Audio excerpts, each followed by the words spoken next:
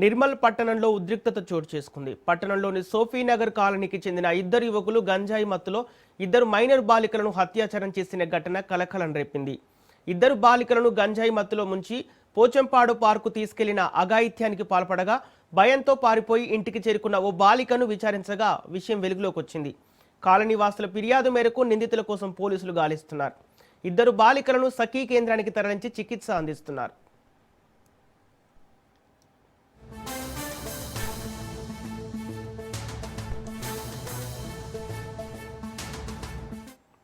నిర్మల్ పట్టణంలో ఉద్రిక్తత చోటు చేసుకుంది. పట్టణంలోని సోఫీనగర్ కాలనీకి చెందిన ఇద్దరు యువకులు గంజాయి మత్తులో ఇద్దరు మైనర్ బాలికలను అత్యాచారం చేసిన ఘటన కలకలం రేపింది.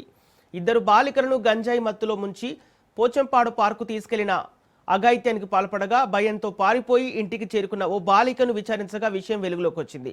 కాలనీ వాసుల ఫిర్యాదు మేరకు నిందితుల కోసం పోలీసులు గాలిస్తున్నారు. ఇద్దరు బాలికలను సఖీ కేంద్రానికి తరలించి చికిత్స అందిస్తున్నారు.